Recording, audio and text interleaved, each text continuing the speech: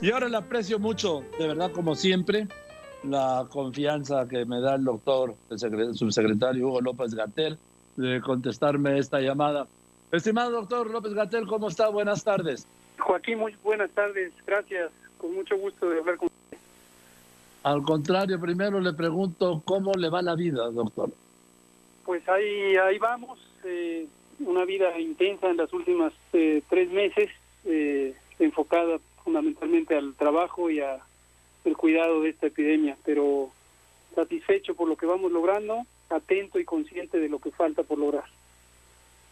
Y preocupado de lo que falta, ¿no, doctor? Pues sí, siempre es muy lamentable saber que a pesar de que uno conozca o que tenga una predicción clara de lo que va a ocurrir, que lo haya uno anticipado, pues hay una parte que es irremediable y desafortunadamente lo irremediable, lo dijimos desde enero, es que este tipo de fenómenos de epidémicos emergentes no se pueden detener como ha ocurrido en todos los países del mundo, no hay manera de detenerlos y lo mejor que uno puede lograr es disminuir su intensidad, mitigarlo, hacer lo que disminuya el número de contagios, de casos y sobre todo lo importante es que nadie se quede sin atención. Pero finalmente la enfermedad en sí misma es una enfermedad que tiene también una expresión grave, que aunque ocurra solamente en el 5 al 6% de los casos, pues finalmente son vidas humanas, son personas que tienen pues tienen un cuerpo, tienen un alma, tienen una familia y perder la vida de un ser humano, aunque fuera solo uno, es un evento muy doloroso. Y además, doctor, en las actuales circunstancias, es una muerte terrible, es por asfixia y lo siguiente más terrible es en la soledad, doctor, ni una mano que le dé un cariño, ni un beso, ni una despedida, ni un te quiero, ni un te amo, ni un nos veremos pronto. Sí. Mueren en la soledad del respirador o sin él. Sí, efectivamente. Todo esto es situaciones muy tristes, muy dramáticas, porque al final a muchas personas las toma por sorpresa. Y comentaba yo respecto a las dramáticas escenas de la situación que todos conocimos, ocurrieron en Ecatepec el fin de semana. Sí. Ilustran, desde luego no es ni el caso único, ni necesariamente la única manifestación de este fenómeno, pero ilustran mucho cómo el efecto sorpresa causa también un dolor adicional. De por sí causa dolor perder a un ser querido, con mayor razón cuando no se tiene una identificación de que esto puede ocurrir. Y en el caso de este muchacho en Ecatepec, pero que estoy seguro que esto varias otras personas y familias lo han experimentado, está este efecto sorpresa de ver a una persona en buenas condiciones aparentes, que platica, que come, que convive, y pocas horas después, literalmente pocas horas después, ya llegando a un evento final.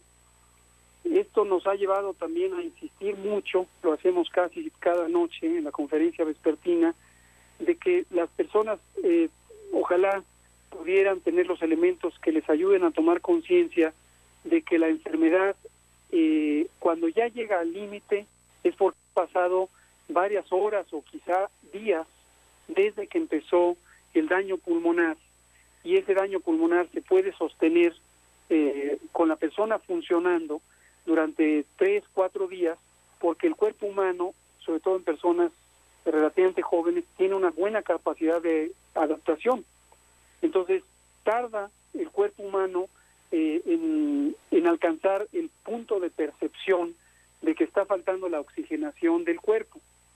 Pero llega un punto en cuando ya se detecta y se percibe como dificultad para respirar, como fatiga, como palidez, que es observable por los demás, cuando ya se han agotado una importante parte de las reservas orgánicas.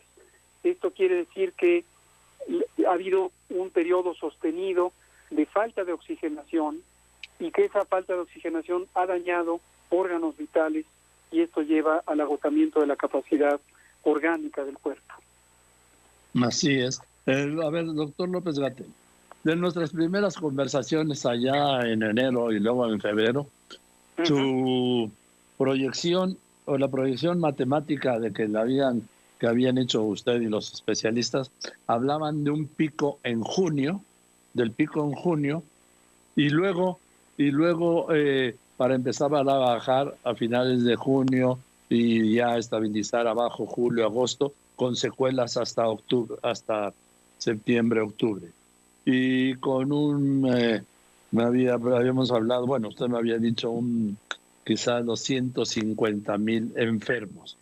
Esto después de la penúltima vez que hablamos, usted me comentó que había nuevos estudios matemáticos y que del promedio de los estudios matemáticos del pico, este se ubicaba entre el 8 y el 10 de mayo, que porque algunos estudios lo programaban antes del 6 y otros después del 10.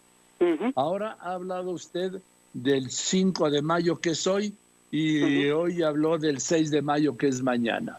¿En qué punto nos encontramos y dónde ahora, con toda esta información que tiene, ubica el pico del, pues, ¿qué diríamos? ¿Del contagio o de los enfermos? ¿De qué estamos hablando primero? ¿De los enfermos? Gracias por la pregunta, Joaquín, porque efectivamente es importante que lo visualicemos con ese sentido panorámico de lo que hemos venido conversando todas estas semanas. La predicción original de esta prolongación hasta junio, para encontrar el punto cumbre, el pico de la curva epidémica posible, y luego su prolongación hasta entrado agosto o septiembre, en esencia sigue vigente. Cuando pensamos en el conjunto de casos que se van a manifestar en el país. Ahora, lo que ha sido un elemento muy importante y además resultado en una noticia positiva que nos han hecho ver los expertos en epidemiología matemática, es que en realidad no es una curva epidémica única. El comportamiento de esta epidemia es en parches, geográficamente se distribuye en parches, de tal suerte que tenemos, por ejemplo, en este momento, 5 ciudades que son las de máxima transmisión: la Ciudad de México y la zona conurbada en el Estado de México, Cancún, el municipio de Benito Juárez, tenemos también Culiacán, Sinaloa, tenemos Villahermosa y tenemos Tijuana, gruesamente relacionada con Mexicali, pero sobre todo Tijuana. Entonces, estos 5 lugares están más o menos sincronizados en términos de tiempo sobre la ocurrencia de su epidemia. La más representativa, por el tamaño que tiene, que es gruesamente una casi cuarta parte de la carga de enfermedad, más que la cuarta parte, de hecho la tercera parte de la carga de enfermedad acumulada, es la Ciudad de México y la zona conurbada, el Valle de México. Para el caso de esta epidemia del Valle de México, el momento cumbre de la epidemia es justamente entre el 5 y el 6. Los matemáticos dijeron entre el 5 y el 6, vamos a decir a mitad de la noche de hoy, es la predicción del momento cumbre de la epidemia en el Valle de México. Pero en la medida en que otras regiones pudieran empezar a tener transmisión, hoy, esta mañana mencioné Veracruz, mencioné Yucatán, mencioné Morelos, a pesar de que tiene una población relativamente pequeña, Tlaxcala también con una población pequeña, en su momento posiblemente Tamaulipas está también entre los que siguen, Hidalgo. Entonces se van a empezar a presentar picos epidémicos que localmente se comportan como si fueran, hágase de cuenta, países distintos.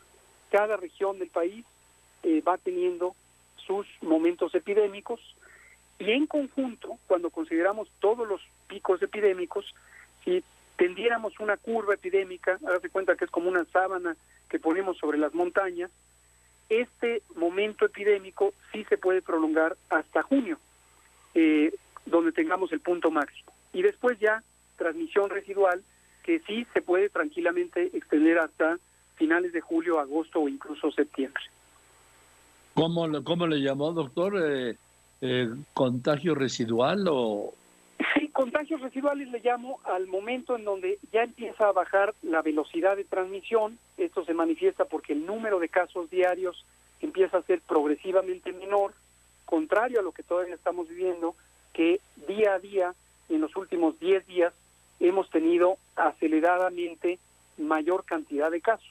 Es decir, no solo más casos que el día previo, sino la diferencia de casos entre un día y otro se ha ido haciendo cada vez más grande conforme nos acercamos al momento máximo, al acme, al pico, a la punta de esta curva epidémica.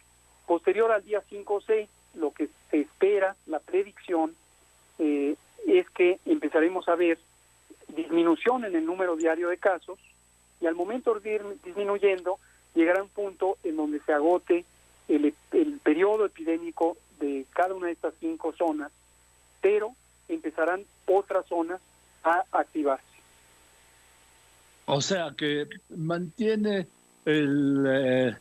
la proyección matemática, doctor, de que en junio sería el pico, porque al bajar los 5 puntos que hay ahora a 0, ¿sí? Ajá. Subirán en otras regiones del país. Y obviamente con el promedio se aumenta, se vuelve a dar la curva.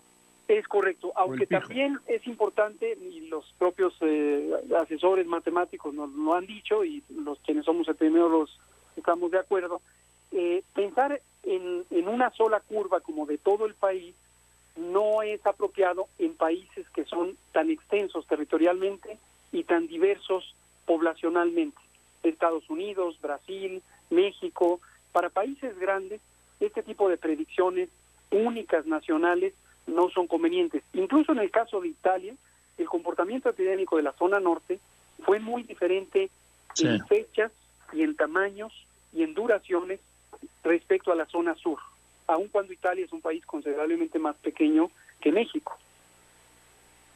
Ahora, entonces, ¿habría curvas regionales, podríamos decir?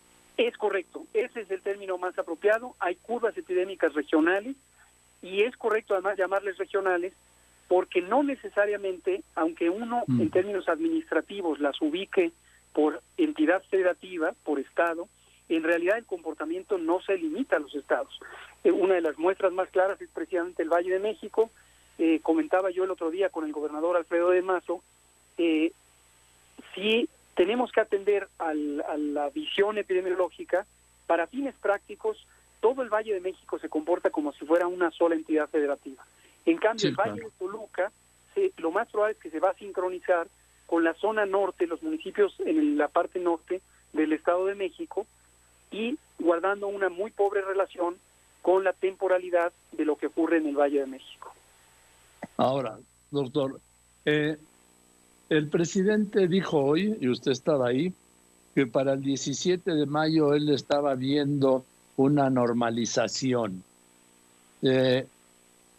Yo no sé, yo no soy científico, yo solo pregunto y me voy básicamente a lo que usted ha declarado, que es lo que ha sido mi guía. ¿No cree que está muy cercano, doctor, empezar a normalizar el 17 de mayo, cuando todavía mayo va a ser un mes de congestión? Claro, la pregunta que hace es muy, muy relevante. Hace un par de horas terminamos una más de nuestras videoconferencias semanales con las y los secretarios estatales de salud, y justamente secretarios de varios estados que están a punto de entrar en periodos de transmisión intensa nos comentaban su preocupación de que en un momento dado, cuando nosotros damos información nacional para todo el país, estamos haciendo una generalización en términos de tiempo, aplica a estos primeros estados o regiones que tuvieron transmisión, pero a ellos les mete en una contradicción aparente, porque nosotros estamos hablando ya de la proximidad del momento de suspender la Jornada Nacional de Sana Distancia, justo cuando ellos están arrancando sus epidemias en las fases más intensas. Esto es el caso de lo que nos comentó la doctora Molina, secretaria de Salud de Tamaulipas, y también el doctor Benítez, secretario de Salud de Hidalgo. Y tienen razón. Esencialmente lo que es importante, y vamos a hacer el esfuerzo desde esta misma noche, la conferencia, es ir posicionando el mensaje de cómo se comporta regionalmente. Ya lo hemos dicho, hemos presentado mapas estatales y municipales. Enfatizar que ahorita, durante estos 43 días que llevamos y los 25 que nos faltan, utilizamos una medida de alcance nacional. Pero eso no quita que una vez levantada esa medida nacional, en las regiones donde se está todavía con alta transmisión, y es muy probable que esto incluya todavía el Valle de México, debamos mantener acciones locales o regionales que puedan ser igual o más intensas en términos de restricción de la movilidad. Pero al levantar las medidas nacionales, lo que sí nos ayuda es a que las zonas que tienen baja transmisión, ya sea porque pasaron ya su momento epidémico o porque todavía no han entrado en él, puedan empezar a liberar actividades, obviamente con la precaución de tener las intervenciones de contención comunitaria que aplican tanto al inicio como en la salida de las epidemias. Sí, pues para no provocar lo que la OMS ha hablado de la segunda oleada por el fin o por el fin del confinamiento. Es correcto, es correcto. Ese es el punto a cuidar y estamos coordinados como siempre con la Organización Mundial de la Salud y la Organización Panamericana. Mi agradecimiento, por cierto, para la oficina de la OPS en México, el señor Cristian Morales y el doctor Jean-Marc Gabastó en particular. Tenemos un diálogo muy fluido que nos permite estar muy coordinados con estos organismos internacionales, y todos en el mundo, justamente la gran inquietud que tenemos es cómo equilibrar el retorno a la normalidad hasta donde sea posible para permitir la reactivación económica, para permitir, obviamente, nuestra mayor preocupación es el bienestar de las familias que viven al día y que ya están experimentando importantes afecciones pues a su economía familiar y a su bienestar. Entonces necesitamos también regresar hasta cierto punto a la normalidad sin descuidar el elemento de no estar en riesgo de un rebrote. Ahora, doctor López-Gatell, la última vez, bueno, la vez más reciente que hablamos, espero que nunca haya una última, nos referimos le planteé el tema del regreso a clases el 1 de junio. Usted me dijo que no era una fecha fatal ni ejecutiva, sino que era una fecha referencial. Sigue siendo referencial, y yo le agregaría esto. También podría ser regional, ¿no? Sí, es correcto, tiene usted mucha razón. En este momento, hoy 5 de mayo, sigue siendo referencial. Tenemos un grupo de trabajo del gobierno compuesto por la Secretaría de Hacienda, la Secretaría de Economía, la Secretaría del Trabajo, desde luego la Secretaría de Salud y el Instituto Mexicano del Seguro Social, por su doble papel, tanto como institución de salud como institución de seguridad social. Y en este grupo de trabajo estamos analizando, por cierto, con la valiosísima ayuda de CONACYT y los distintos grupos académicos, expertos tanto en matemática como en geografía, que nos han ayudado a hacer unos análisis muy interesantes que nos permiten identificar la vulnerabilidad de cada región, medida como un índice compuesto de acuerdo a los siguientes criterios. Tenemos la vulnerabilidad social, es decir, las distintas variables socioeconómicas que permiten representar a los municipios de acuerdo a sus capacidades económicas y sociales de solventar la vida diaria. El segundo es la capacidad instalada de resolución de sus servicios de salud. Y lo tercero es la frecuencia acumulada, la prevalencia y la mortalidad de ciertas enfermedades crónicas que sabemos que son muy importantes para el riesgo de tener la forma grave de COVID. Estos elementos, más un análisis muy sofisticado de conectividad entre municipios, nos han permitido identificar regiones de vulnerabilidad, considerando vulnerabilidad como el riesgo de reemergencia o de inicio de la epidemia, localmente hablando, pero también de que tenga un impacto mayor o menor de acuerdo a las otras variables. Con base en esto, en este grupo de trabajo estamos terminando una propuesta de reapertura escalonada, ordenada, que privilegie el cuidado de la salud, pero considere las oportunidades para una reactivación de la vida pública, especialmente en el tema de las economías de pequeña escala. Y todavía no hemos resuelto en términos de fecha, pero estamos próximos. Durante esta semana estaremos concluyendo la recomendación para presentarla formalmente una vez que se tome la decisión de cuál sería la fecha más apropiada de estas distintas etapas de reapertura. Ahora, como me decía usted, no quiero que me lo reconfirme, en lo que es la zona Valle de México, es imposible que se reactive o que se libere o que se acabe el confinamiento el próximo día 17. Y yo lo veo improbable. Yo considero que es improbable la Ciudad de México, también Tijuana, las 5 zonas que hemos mencionado, y muy probablemente las que están empezando, y yo veo improbable que estemos en una condición segura para que ahí levantemos las medidas que ahora están con la jornada nacional y que después del 30 se tendrán que convertir en medidas locales. Aunque sean repetitivas en varias regiones, tendrán que tener un carácter local y obviamente el gobierno federal estará para acompañarlas, darles coherencia, sincronía y estar tomando decisiones de consenso con las autoridades sanitarias estatales. O sea, doctor López-Gatell, de esto que he escuchado, que ya vamos otra vez a salir a la calle, ni hablar, ¿eh? Yo pienso que hay 2 elementos que siempre es muy difícil establecer un mensaje balanceado, y se lo platico de esta manera. Yo hoy mismo que me referí con optimismo a que estamos aplanando la curva. Sí, lo he escuchado. Eso. Exacto. Esto en quien está viviendo la adversidad, y le pongo dos perspectivas. Una, quien tiene una persona enferma o quien tiene un familiar o amigo o cercano que perdió la vida en el evento. Uh-huh. Esa es una perspectiva. La otra es de nuestros compañeras y compañeros, médicas y médicos, enfermeras, enfermeros, todo el personal de salud que está literalmente en un estrés, en una situación de altísima demanda de sus responsabilidades, incluso en riesgo por las condiciones de bioseguridad que enfrenta al atender a personas con COVID. Ellas y ellos, cuando escuchan este pensamiento de optimismo, les resulta chocante, les resulta adverso, porque dicen, ¿cómo es posible que digan que vamos bien cuando aquí lo estamos viviendo mal? Es entendible, completamente entendible. Pero son 2 perspectivas que no están peleadas, son 2 mensajes diferentes. Y ayer también yo lo decía por la noche, o el domingo, ya no me acuerdo, decía de esta manera, y es como lo quisiera volver a expresar.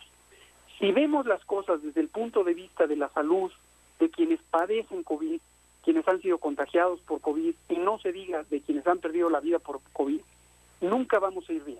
Tener una epidemia nunca es deseable, perder la vida de un ser humano siempre es algo que debe ser considerado con toda seriedad y que duele en el alma. Pero eso no quita que si vemos las cosas panorámicamente, en términos de el tamaño de epidemia que pudimos haber tenido si no hubiéramos actuado, y la que estamos teniendo producto de las intervenciones, del momento en que se hicieron las intervenciones, de la respuesta social que ha permitido que se mantenga una desmovilización social muy importante, si no lo hubiéramos logrado, entonces hubiéramos tenido una epidemia mucho peor. Y cuando comparamos el escenario de lo que hubiera sido con lo que es, y que esto lo podemos ver con evidencia científica, creo que vale la pena tener un reconocimiento, no para nosotros como gobierno, sino para la propia sociedad, que es quien hace posible esto, de que gracias a esa contribución vamos bien en ese sentido, pero no está peleado con el drama humano, obviamente, de la enfermedad y la muerte. Sí, por supuesto. Ahora, doctor, nada más para que nos quede claro. El tema de la normalización, ¿sí? No puede ser un tema a nivel nacional, sino sería en todo caso regional. El presidente habló en algún momento de 1,000 municipios. En el Valle de México, ni hablar que se va a desconfinar el día 17, ¿no? Es correcto. Ajá. Y es muy difícil, o es muy improbable, así lo cita usted, que volvamos a clases en todo el país el 1 de junio. El 1 de junio lo más probable es que tengamos una situación en donde podamos reiniciar actividades escolares en la mayoría del país, pero no selectivamente en aquellas regiones que estén empezando sus epidemias o que todavía estén muy cerca del momento máximo de epidemia y por lo tanto tengan una intensidad de transmisión demasiado alta que nos llevaría a un riesgo de reactivación. Que podrían ser los 5 actuales focos, ¿no? Los 5 más posiblemente otros 5 o 6 que van empezando. Exacto. Bien. Y doctor, y el mensaje es que nos quedemos en casa hasta, vamos, que no hay plazos cortos aquí para quedarse en casa.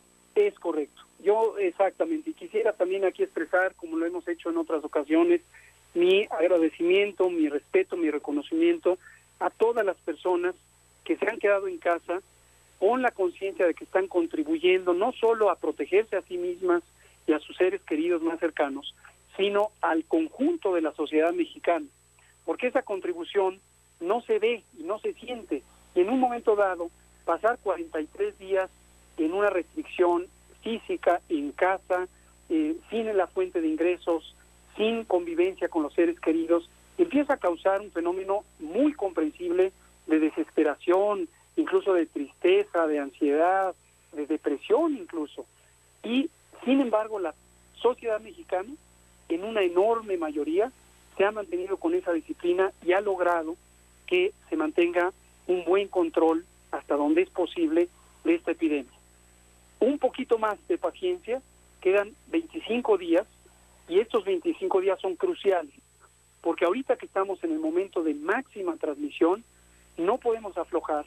Si aflojáramos, tendríamos indudablemente una reemergencia que nos llevaría justamente al escenario indeseable que hemos logrado evitar como sociedad a lo largo de todas estas semanas. Es decir, no podemos aflojar las medidas, ¿de acuerdo? No podemos ni debemos aflojar las medidas de la Jornada Nacional de Sana Distancia. Quédate en casa, sigue siendo el mensaje, por lo menos hasta el 30 de mayo en forma generalizada, y después del 30 de mayo selectivamente en las zonas donde haya alta transmisión o se esté empezando a tener alta transmisión. Y claro, y esto tendrá que ser pausado, ¿no, doctor? No se puede de repente abrir todo y todos a la calle. Es correcto. Aquí tiene que ser también muy organizado.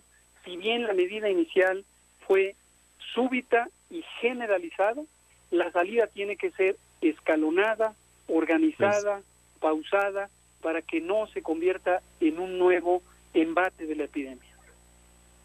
Bien, doctor, pues lo aprecio mucho, como siempre, doctor López-Gatell, la confianza, pues que siento que me tiene cuando me contesta el teléfono y la claridad con